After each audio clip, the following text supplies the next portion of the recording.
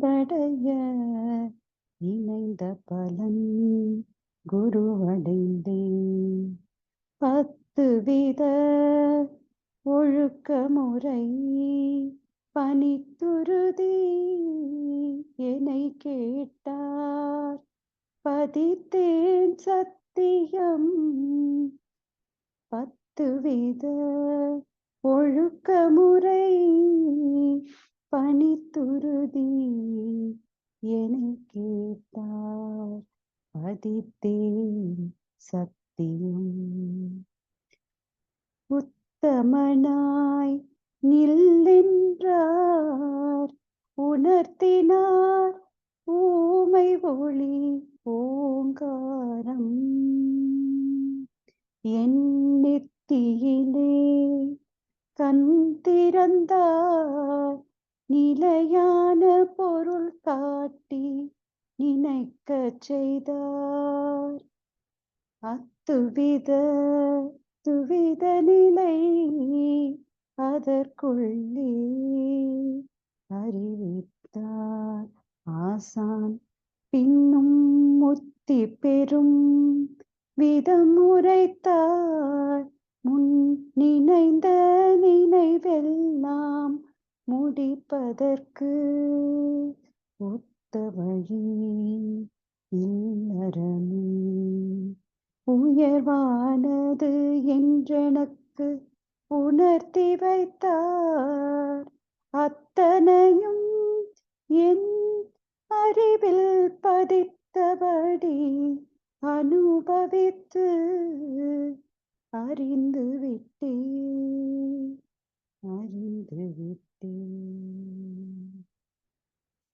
வாழ்க வையகம், வாழ்க வையகம், வாழ்க வளமுடன்.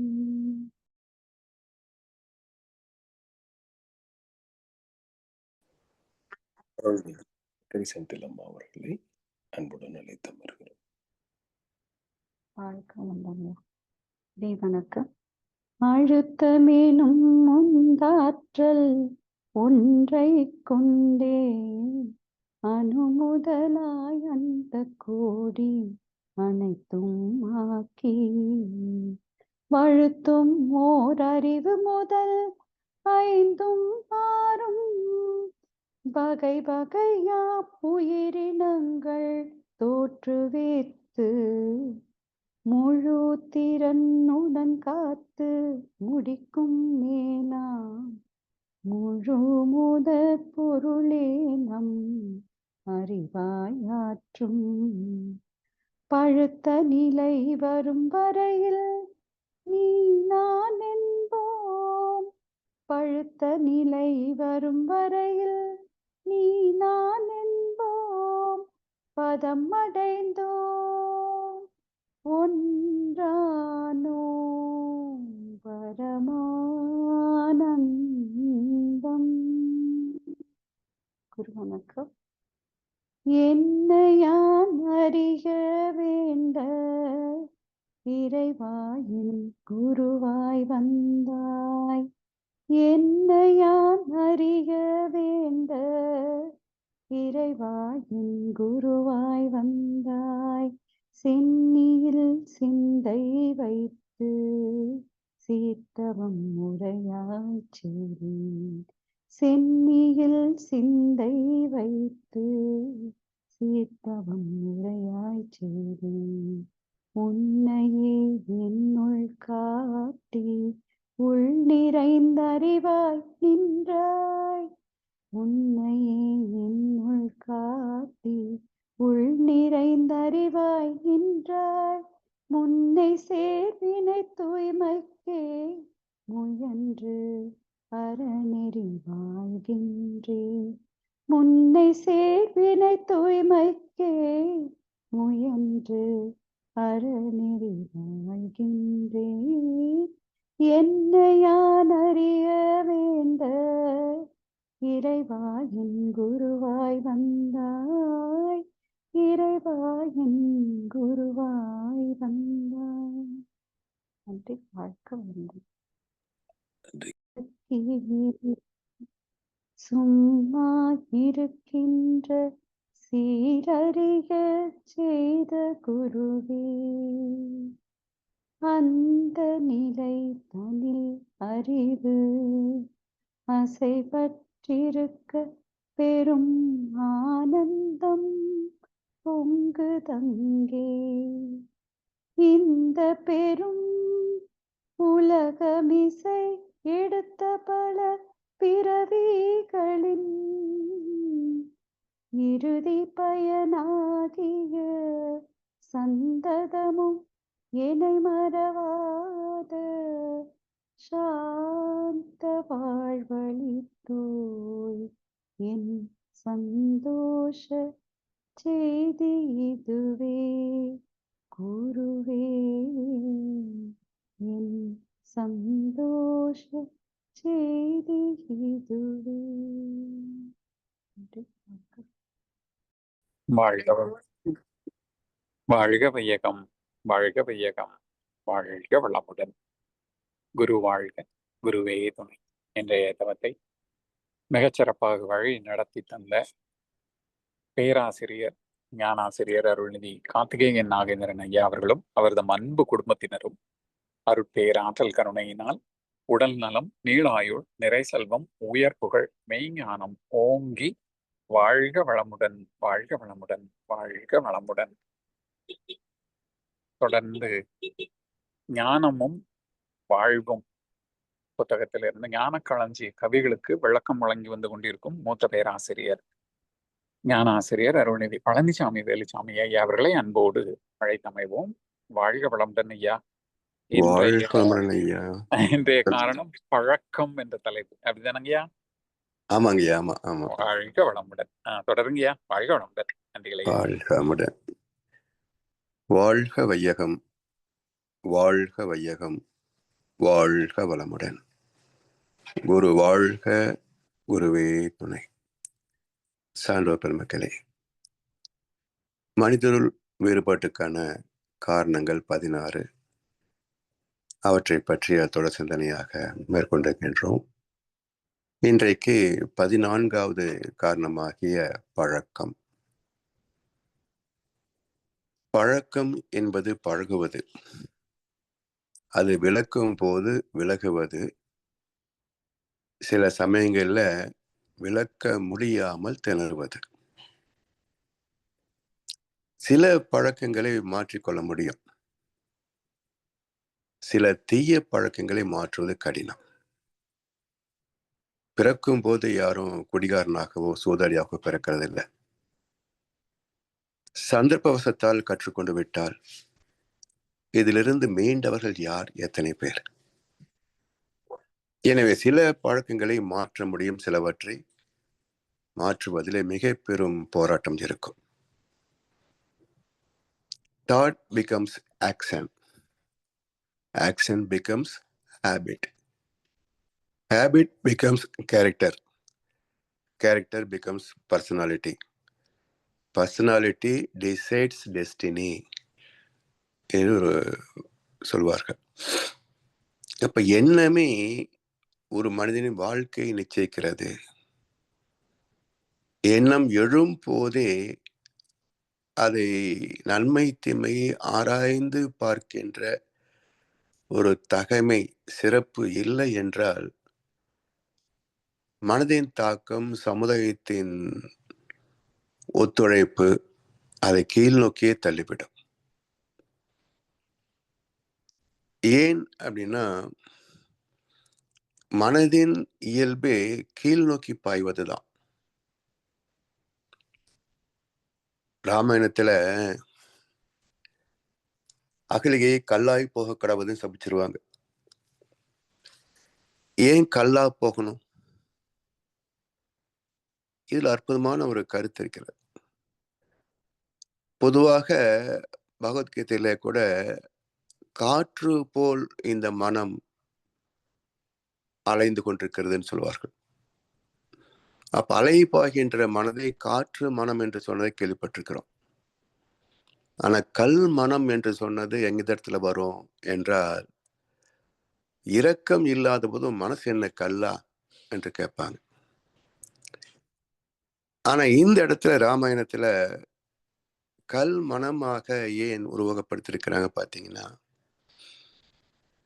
ஒரு பெரிய கல் பாறைன்னு வச்சுங்களேன், அது இருக்கின்ற இடத்துல அப்படியே இருக்கும், அசைவு இருக்காது.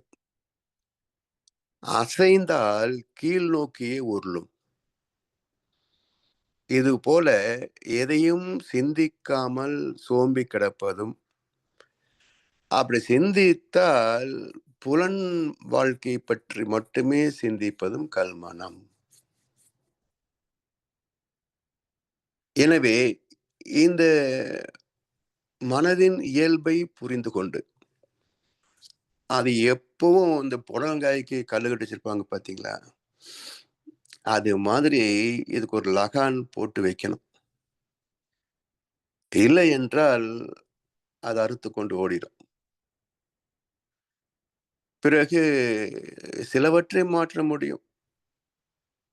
காஃபி குடிக்கிறாங்க, பாக்கு போடுறாங்க, ஈஸியா மாத்திரலாம். அதுவே சூதாட்டம், மது, இது போன்றதெல்லாம், அது கூட இப்போ செல்போனே சேர்த்துக்கலாம். இது எல்லாம் பழகிவிட்டோம் என்று சொன்னால் விடுவது மிக கடினம்.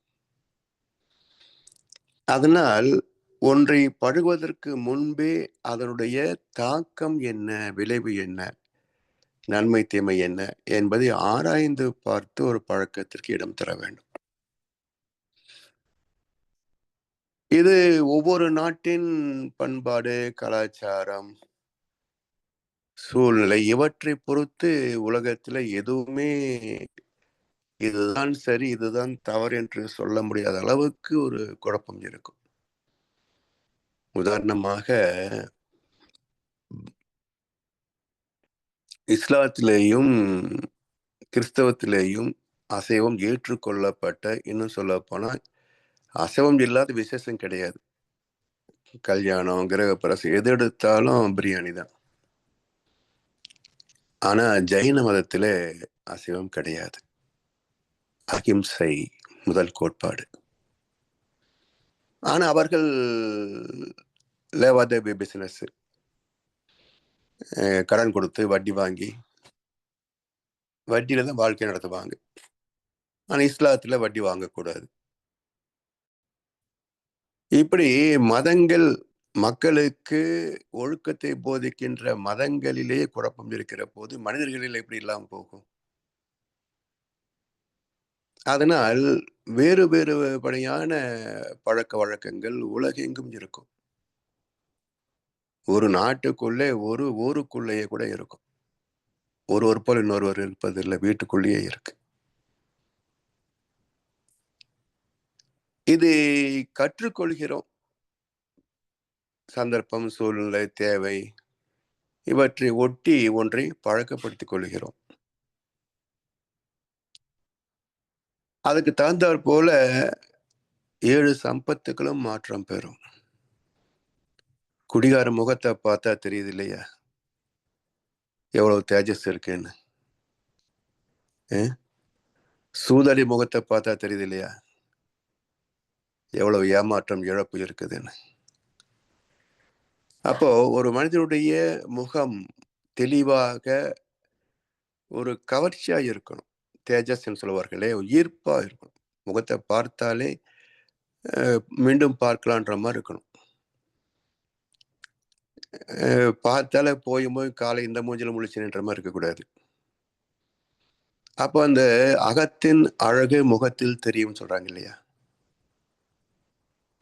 அப்படி நம்முடைய பழக்கங்கள் முக பாவனையை மாற்றும், உடலையும் மாற்றும்.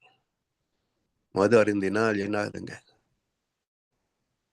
குழல்லாம் மெந்து போய் ஒரு கட்டத்துல அல்பாயுசா போயிடும். இப்படி பழக்கங்கள் உடலை மிக பெரும் அளவிலே தாக்கத்தை ஏற்படுத்தும். அதே போல குணம், சிந்திக்கின்ற திறம், எப்பவுமே நல்ல ஒரு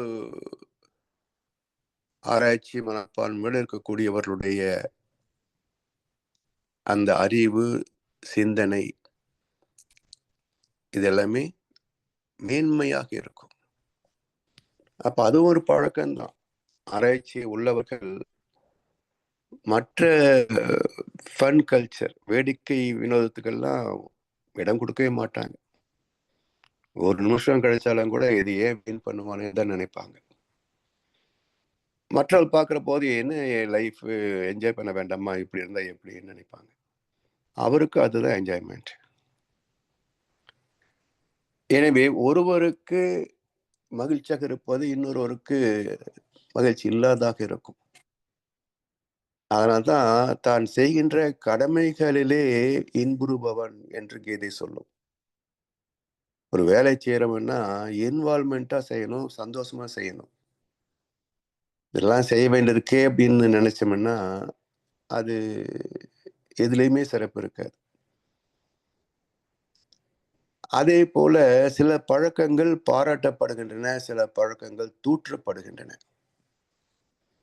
அப்ப புகழ் பாதிக்கப்படுகிறது. அதே போல உடல் வலிவு, உடல் நலம், செல்வம் சொல்லியே தரணும். சிக்கனம் ஒரு பழக்கம், ஊதாரித்தனம் அதுவும் ஒரு பழக்கம்.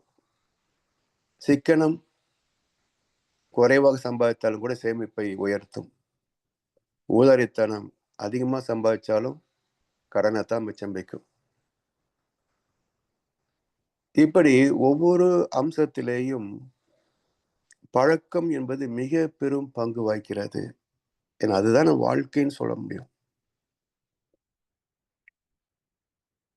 இது அடுத்து வரக்கூடிய தலைமுறைக்கு வழக்கமாயிடும். அடுத்த தலைப்பு நம்ம வழக்கம் பார்க்க இருக்கிறோம். ஒரு தலைமுறையின் பழக்கம் அடுத்த தலைமுறைக்கு வழக்கமாகி போயிடும். இந்த பழக்கத்தை எப்படி மேன்மைப்படுத்திக் கொள்ள வேண்டும் என்பதை பற்றி தான் 10 அதிகாரங்களை தந்திருக்கின்றார் வள்ளுவ பெருந்தகை. ஒரு மனிதன் சம்பாதிக்க வேண்டிய செல்வங்கள் எவ்வளவு, என்னென்ன என்றால், வள்ளுவர் நாம் செல்வம் நினைக்கின்ற ஒரு பொருளையும் செல்வமாகவே மதிக்கல. வீடு, நிலம், பேங்க் பேலன்ஸ், ஷேர் மார்க்கெட், தங்கம், வைரம், வாகனம் எதையுமே அவர் செல்வமாகவே மதிக்கல. என்ன ஒரு மனிதன் பெற வேண்டிய செல்வம் அப்படின்னு சொல்றாரு பாருங்க. அன்புடைமை, அறிவுடைமை, அருளுடைமை, அடக்கமுடைமை, ஆள்வினை உடைமை, ஊக்கமுடைமை, ஒழுக்கமுடைமை, பண்புடைமை, பொறை உடைமை, நானுடைமை. இந்த 10 செல்வங்கள் இருந்தால், அவற்றை செயல்படுத்தக்கூடிய பழக்கம் இருந்தால், அந்த மனிதன் வாழ்க்கையிலே உச்சத்தை தொடுகிறான். 7 சம்பத்துக்களிலும் உச்சத்தை தொடலாம். இந்த சம்பத்துக்களை இழந்து விட்டால் எந்த ஒன்றை இழக்கிறோமோ அந்த அளவுக்கு வாழ்க்கை தரம் இறங்கித்தான் போகிறது. இந்த 10 சம்பத்துக்களிலேயும் ஒரு நிறைவு பெற முடிகிறதா? அப்படி ஒரு மனிதன் எங்க இருக்கிறான்? சோ ஒரு கற்பனை கதாபாத்திரமாகத்தான் பார்க்கலாமே தவிர, இன்றைய உலகத்தில் இந்த 10ம் உள்ள ஒரு சம்பத்து படைத்த செல்வந்தனை எங்க நம்ம தேட முடியும்? எனவே இதை மையப்படுத்தி எல்லாம் இருந்தால் வாழ்க்கை, அவருடைய செயல்பாடுகள், பழக்க வழக்கங்கள் எப்படி இருக்கும் என்றால், சோம்பல் என்பது ஒரு பழக்கம்தான். சுறுசுறுப்பு, ஊக்கம் என்பதும் ஒரு பழக்கம்தான். அந்த பழக்கமே குணம் என்றும் பேசப்படும். அந்த ஹேபிட் பிகம்ஸ் கேரக்டர். சோம்பல் இருந்தால் வாழ்க்கை எதையாவது சாதிக்க முடியுமா பாருங்களேன். ஒரு திரைப்படத்துல சொல்லுவாங்களே, ரெஸ்ட் எடுத்து டயர்ட் ஆயிட்டேன். இப்படியும் சில பேர் இருக்கத்தான் செய்யறாங்க உலகத்துல. இது என்ன வாழ்க்கை என்று யோசிச்சு பார்த்தோம்னா, அதாவது மனிதனாக பிறந்தால் உலகத்துக்கு சாதிக்கிறோமோ இல்லையோ, அட்லீஸ்ட் நமக்கு நாமே ஒரு சாதனையாளனாக இருக்கணும். அந்த சாதிக்கின்ற ஊக்கம், விடாமுயற்சி, உழைப்பு இதெல்லாம் தினசரி செயல்பாடுகளா இருந்தா தான் வெற்றியை சந்திக்க முடியும். எனவே ஊக்கத்தோடு, உற்சாகத்தோடு, ஆக்கப்பூர்வமாக உலகுக்கே பயனாகும்படி செயல்படுவது வலுப்பெருந்தகை குடி செயல் வகை அப்படின்றார். பாரதியார் சொல்லுவார், வல்லமை தாராயோ இந்த மாநிலம் பயனுற வாழ்வதற்கே, சொல்லடிய சிவசக்தி நிலச்சுமை என வாழ்ந்திட புரிகவையோ. யார் நிலச்சுமை? ரெஸ்ட் எடுத்து டயர்ட் ஆகிறானே, இவன் ஒரு பெரும் சுமை. லஞ்சம் ஊழல்னு மக்களை சுரண்டி மக்களுடைய வாழ்க்கை வளம் சேராமல் தடுக்கிறானே, அவன் மிக பெரும் சுமை. இப்படி எத்தனை வகை இருக்குன்னு பாருங்க. சூதாட்டம் நடத்துவது, விடுதிகள் நடத்துவது, இது எல்லாமே சமுதாயத்தின் அங்கமாக இருந்தாலும் கூட இதெல்லாம் இயற்கை விதிக்கு ஒத்தது அல்ல. எப்படி பாசிட்டிவ் நெகட்டிவ் என்று இயற்கை அமைந்திருக்கிறதோ அதுபோல் ஆக்கம் ஒரு புறம் இருந்தால் அழிவு மறுபுறம் இருக்கும் இல்லையா? அப்ப அந்த லஞ்சம், ஊழல், சூதாட்டம், ஏமாற்று வேலை இதெல்லாம் நெகட்டிவ். ஒருவர் உழைத்து பெறுவதை அடுத்தவன் உழைக்காமல் திருடுவது. எனவே ஒவ்வொரு மனிதனும் உழைத்து உண்டு வளம் காத்து வாழ்வது, அதுதான் உயர்ந்த ஒரு பண்பாடு, உயர்ந்த ஒரு பழக்கம். உலகம் பயன்படத்தக்க வகையில் வாழ்வதுதான் அறிவின் சிறப்பு, சிந்தனையின் சிறப்பு. அதான் செயல் திறம். அப்படி இல்லாத வாழ்க்கை தண்டச்சோறு, பூமிக்கு பாரம். கருமம் செய்ய ஒருவன் கை தூவேன் என்னும் பெருமையின் பீடு உடையது இல். ஒருவரது நற்செயல்களால் பெற்ற நன்மைகளை நினைவு கூறுகின்ற நன்றி உணர்வே உயர்ந்த புகழ். அதை விட பெருமைக்குரியது, சாதிக்கக்கூடியது வேறு இல்லை. நல்ல செயலை செய்வதற்கு வாய்ப்புகளை உருவாக்கி கொண்டும் வருகின்ற வாய்ப்பை சோம்பல் இல்லாமல் செய்து முடிக்கின்ற மன உறுதியும் வாழ்வுக்கு பெருமை சேர்க்கும். அதாவது பாதையில போய்கொண்டிருக்கிறோம், யாரோ ஒருத்தர் தடிக்கு விழுறாரு, இல்லை ஏதோ ஒன்று கீழே வந்துருச்சுன்னா உடனே ஓடி போய் அவரை தாங்கி பிடிக்கிறதும் எடுத்து கொடுக்கறதும் சிலருடைய இயல்பு. யாராவது தூக்கி விட்டுருவாங்க என்று அதை கண்டுகொள்ளாமல் போவதும் ஒரு இயல்பு தானே. இதுல எது மேன்மைக்குரியது? உடுக்கை இழந்தவன் கை போல. அப்படி எந்த ஒருவரையும் உதவி செய்யக்கூடிய, மனமும் வந்து செய்யக்கூடிய, முன் வந்து செய்யக்கூடிய, ஆர்வத்தோடு செய்யக்கூடிய ஒரு பழக்கம், குணம் பாராட்டப்படுகிறது இல்லையா? அப்படி சோம்பல் இல்லாமல் செய்து முடிக்கின்ற மன உறுதியும் வாழ்வுக்கு பெருமை சேர்க்கும். கருமம் செய்ய ஒருவன் கை தூவேன், ஒரு வேலை செய்வதற்கு அஞ்ச மாட்டேன் என்னும் பெருமையின் பீடு உடையது இல். எதையும் முனைப்போடு செய்வனை தவிர எதைக்கும் பின்வாங்க மாட்டேன் என்ற ஒரு பழக்கம், ஒரு உத்வேகம் இருந்ததுன்னு சொன்னால் அதை விட பெருமை மிக்கது இல்லை. ஆழ்வினையும் ஆன்ற அறிவும் என இரண்டின் நீள்வினையால் நீளும் குடி. ஆழ்வினை உடைமைன்னு ஒரு தலைப்பை கொடுத்தார். அப்படி ஆழ்வினையும் ஆன்ற அறிவும் என இரண்டின் நீள்வினையால் நீளும் குடி. அதாவது இயற்கையின் அமைப்பு, இயற்கை விதி ஒவ்வொரு ஜீவனையும் மனிதனையும் அதன் செயல் மூலமாக ஆண்டு கொண்டிருக்கிறது. செயலுக்கு தக்க விளைவு என்பதுதான வாழ்க்கை. அதான் ஆழ்வினை நம்மை ஆண்டு கொண்டிருக்கின்ற இறைநீதி. இன்றைக்கு சந்திக்கின்ற நன்மை தீமைக்கும், சுகதுக்கத்திற்கும், லாப நட்டத்திற்கும் இன்றைய செயல் மட்டுமே காரணம் அல்ல. ஏற்கனவே நாம் செய்த செயல்கள், நம் முன்னோர் செய்த கர்மவினை பதிவுகள், இவை எல்லாமே காரணமாகும், ஒரு துணையாகும். எனவே இந்த இறை நீதியை, இயற்கை சட்டத்தை அறிந்து தெளிந்தது ஆன்ற அறிவு. அவர்களைத்தான் ஆன்றோர் என்று சொல்வார்கள். ஆன்றோர் என்றால் சுத்தவெளியிலிருந்து இன்றைய வாழ்க்கை வரைக்கும் அகக்காட்சியாக கண்டு தெளிந்தவர்கள் ஆன்றோர். அதாவது குருமார்கள், ஞானிகள். அவர்கள் சொல்வதை கேட்டு பக்தி சிரத்தையோடு அதை பின்பற்றி பயன் பெற்றவர்கள் அவர் சொல்வது முற்றிலும் உண்மை, அவர் சொல்வது போல நான் செய்தேன், எனக்கும் அதே போல நன்மைகள் வாய்த்தன என்று மற்றவர்களுக்கு எடுத்துக்காட்டாக முன் மாதிரியாக வாழ்கின்ற போது அவர்கள் சான்றோர். சான்றோர்னு எக்ஸாம்பிள்.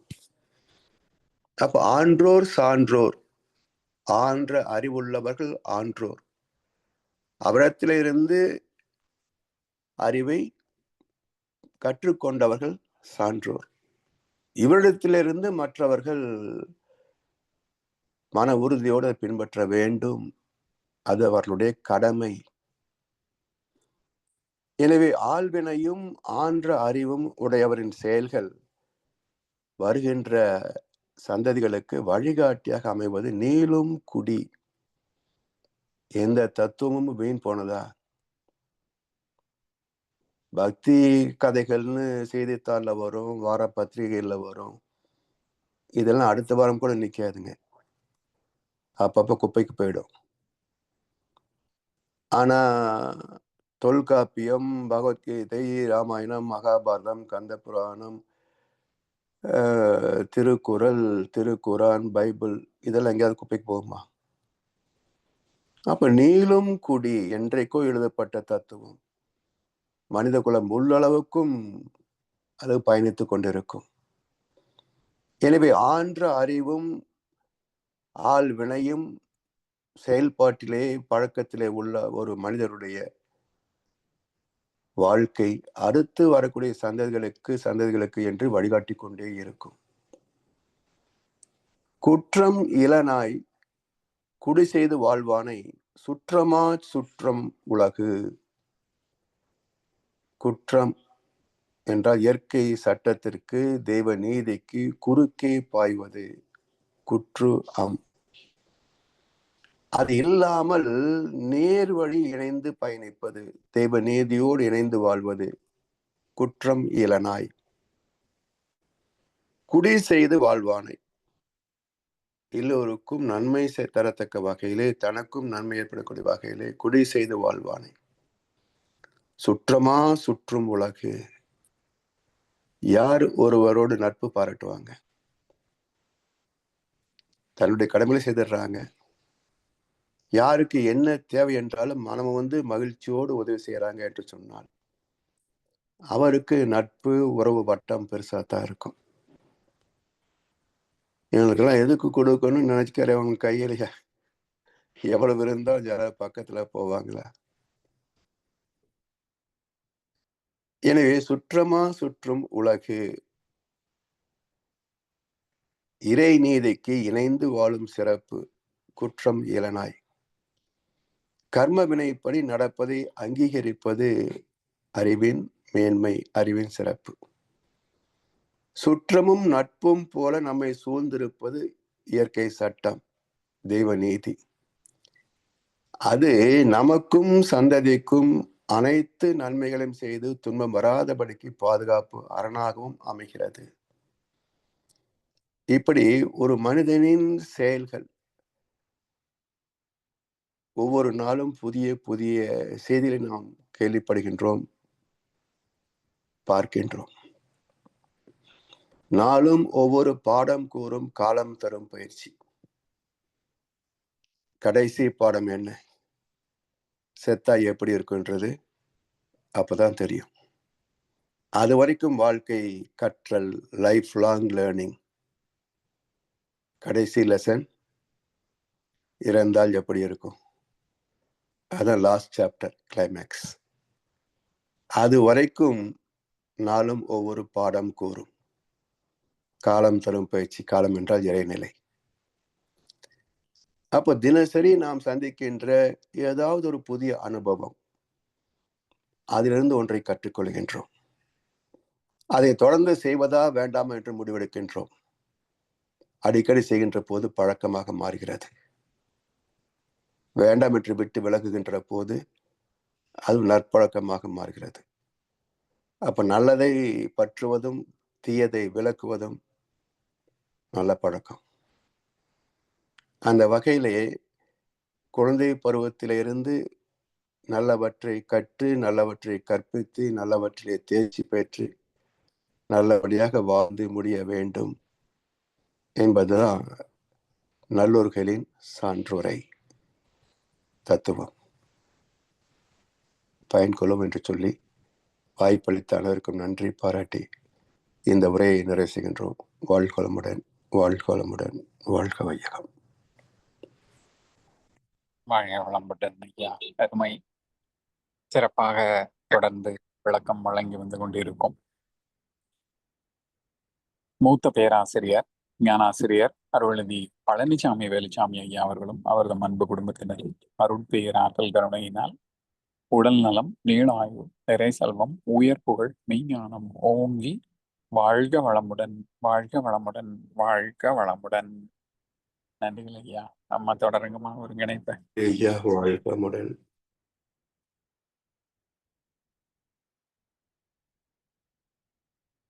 வாழ்க வளமுடன். பாடல்கள் பாடி நிறைவு செய்வோம். வேதாத்திரிய பாடல் மற்றும் வேதாத்திரிய பாடல் நான் பாடுறேன். பிரம்மஞான கவி மற்றும் உலக நல வாழ்த்து பாட அருள்நிதி சங்கரி அம்மா அவர்களை அன்புடன் அழைக்கின்றோம். வேதாத்திரிய பாடல். போரில்லா நல்லுலகம், பொருள் துறையில் சமநீதி, நேர்மையான நீதிமுறை, நில உலகு கோராட்சி, சீர் செய்த பண்பாடு, சிந்தனையோர் வழிவாழ்வு, சிறப்புணர்ந்த பெண்மதிப்பு, தெய்வநீதி வழிவாழ்தல், தேர் திருவிழா தவிர்த்தல், சிறுவர்க்கே விளையாட்டு, செயல் விளைவு உணர்கல்வி, சீர்காந்த நிலை விளக்கம், பார் முழுவதும் உணவு நீர் பொதுவாக்கல், பல மதங்கள் பல கடவுள் பழக்கம் ஒழித்து உண்மை ஒன்றை தேர்ந்தெடுதல். வாழ்க்கணும். வாழ்க வளமுடன். பிரம்மஞான கவி. இறைவெளியே தன்னிருக்க சூழ்ந்தழுத்தும் மாற்றல், இதன் திணிவு மடிப்பு விழ சுழலும் விண்ணாம், நிறைவெளியில் விண் சுழல நெருக்குகின்ற உரசல், நிலைவெளியில் எழுப்புகின்ற நேரலைகள் காந்தமாம், மறைப்பொருளாம் காந்தம் தன் மாத்திரைகள் ஐவகை, மலைக்காதீர்வின் கூட்டம் பூதம் ஐந்துமாம், முறையாய காந்த அலை மனமாம் உயிர் உடல்களில் மதி உயர்ந்தி உண்மை பெற பிரம்ம ஞானமாம். உலக நல வாழ்த்து. உலகமெல்லாம் பருவமழை ஒத்தபடி பெய்யட்டும், உழவரெல்லாம் தானியத்தை உவப்புடனே பெருக்கட்டும், பல தொழில்கள் புரிகின்ற பாட்டாளி உயரட்டும், பகுத்துணர்வில் தொகுத்துணர்வு பண்பாட்டை உயர்த்தட்டும், கலகங்கள் போட்டி பகை கடந்து ஆட்சி நடக்கட்டும், கல்லாமை கடன் வறுமை களங்கங்கள் மறையட்டும், நலவாழ்வை அளிக்கும் மெய்ஞான ஒளி வீசட்டும். நம் கடமை அறவாழ்வின் நாட்டத்தே சிறக்கட்டும். வாழ்க வையகம், வாழ்க வையகம், வாழ்க வளமுடன். நன்றி. வாழ்க வளமுடன். நன்றி. நன்றிங்கம்மா. வாழ்க வளமுடன். இன்றைய தவத்தில் கலந்து கொண்ட அன்பர்கள், தவத்தை வழிநடத்தி தந்து நற்சிந்தனை வழங்கிய ஞான ஆசிரியர்கள் மற்றும் பாடல்கள் பாடிய அன்பர்கள் அனைவரும் வாழ்க வளமுடன். அவர்தம் அன்பு குடும்பம், உடல் நலம், மனவளம், பொருள் வளம், அருட்தொண்டு, ஆன்மீக தொண்டு வாழ்க வளமுடன், வாழ்க வளமுடன், வாழ்க வளமுடன். இத்துடன் இன்றைய தவ நிகழ்வு இறை அருளாலும் குரு அருளாலும் இனிதே நிறைவடைகின்றது. வாழ்க வையகம், வாழ்க வையகம், வாழ்க வளமுடன். நன்றி.